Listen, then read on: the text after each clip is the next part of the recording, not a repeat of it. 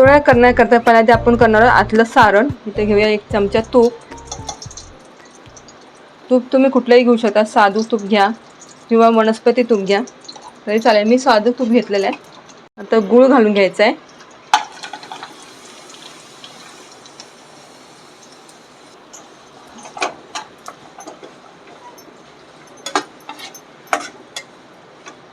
थोडा वितळला की हे खोबरं, ओलं खोबरं किसून घेतलेलं आहे ते घालून घ्यायचं आहे.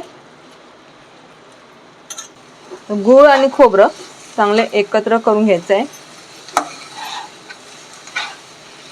गूळ आणि खोबरं एक झालंय. आता त्याच्यामध्ये थोडं थोडं कुठेतरी खडे आहेत गुळाचे, ते वितळण्याकरता आणि खोबरं चांगलं आपलं शिजण्याकरता बारीक गॅस करून हे झाकण ठेवायचं आहे. गूळ सुद्धा चांगलं वितळलं जाईल, खोबरं सुद्धा चांगलं शिजलं जाईल. त्याच्याकरता वरती असं झाकण ठेवून द्यायचं आहे 5-10 मिनिटासाठी. आता त्याला चांगलं गूळ सुद्धा चांगला वितळला गेलाय आणि आपलं खोबरं सुद्धा चांगलं शिजलं गेलंय. आता ह्याच्यामध्ये घालून घेऊया वेलची पावडर.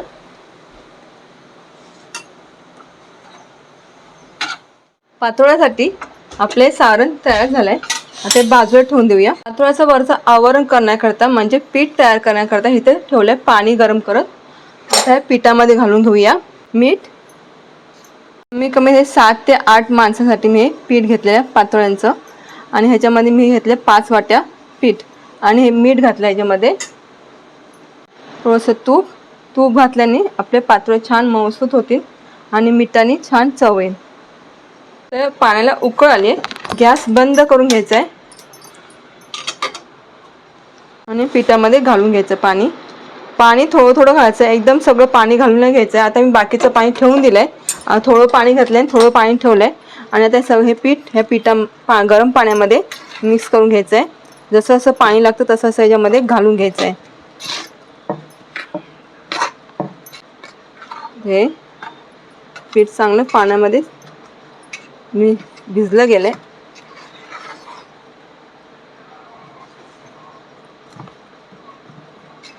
आता मी इथे घेतलं तवा. जर तुमचं जाड बुडाचं जर भांडं असेल मग तव्याची काही गरज नाही. माझे थोडं पातळ आहे त्याच्याकरता मी तो तवा घेतलेला आहे, खाली लागू नये म्हणून पीठ. आता ह्याच्यावर तव्यावरती पिठाचं भांडं ठेवायचं आहे आणि ह्याच्यावर झाकण ठेवायचं आणि चांगली वाफ घ्यायची पिठाला. तर 10 मिनटं ठेवलं पीठ वाफेला. 10 मिनटामध्ये चांगली वाफ आली आहे पिठाला. गॅस बंद करून घ्यायचं आहे. आता ह्याच्यामध्ये एका भांड्यात किंवा ताटामध्ये थोडं थोडं पीठ काढून घ्यायचं आहे. आता पीठ खूप गरम आहे त्याच्यावर थोडा वेळ गार होऊन देऊया, मग हे मळायला घेऊया. आता पीठ गार झालंय. पाण्याचा हात घ्यायचा आहे आणि पीठ मळून घ्यायचं आहे. एकदम गार पण नाही करायचं आहे, थोडंसं गरम ठेवायचं आहे म्हणजे व्यवस्थित चांगलं मळता येईल पीठ.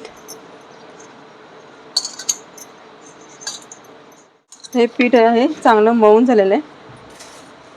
हे घेतली केळीची पानं, गोल कटिंग करून घेतली आहेत. खरं तर हळदीची पानं घेतात, पण मला हळदीची पानं भेटली नाहीत त्याच्याकरता म्हणून मी इथे घेतली आहेत केळीची पानं. आणि हे केळीची पानं हे जरा मी कवळी घेतली आहेत. जर का पान असेल तर ते पटकन असं फोल्ड होत नाही, तर मग गॅसवरती थोडंसं असं शेकून घ्यायचं आहे. थोडंसं फक्त शेकायचं आहे, ते नरम पडेल त्याच्याकरता.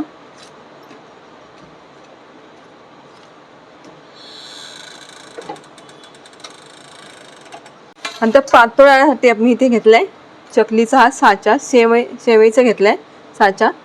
आता पातोळ्या अशा थापून करतात. खरं तर थापायला जाम वेळ जातो. जर पटकन झटकन जर करायचं असेल तर ह्याच्यामध्ये टाका, पटकन होतं पातोळ्या.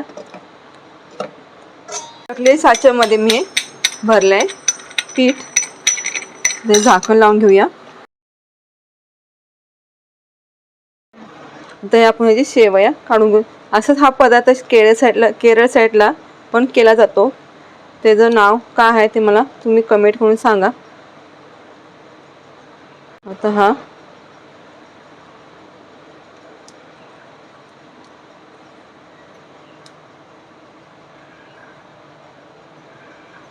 आता हे सारण ह्याच्यामध्ये भरून घ्यायचं आहे.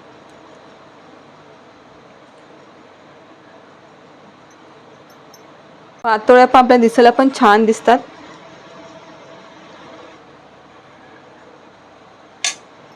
आता आपण हे फोल्ड करून घ्यायचे आहेत.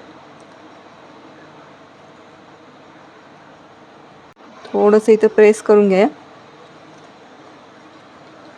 पाहू शकते बघा, मी फोल्ड केले आणि ते चांगले प्रेस झालेले आहे. आणि आता हे ठेवून घेऊ याच्यात. ते पाणी तापत ठेवलेलं आहे. आणि आता हे जे मग आपण अजून एक करून घेऊया.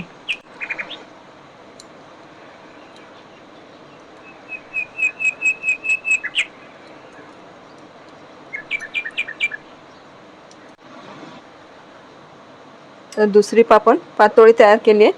आता ही पण फोल्ड करून घेऊया.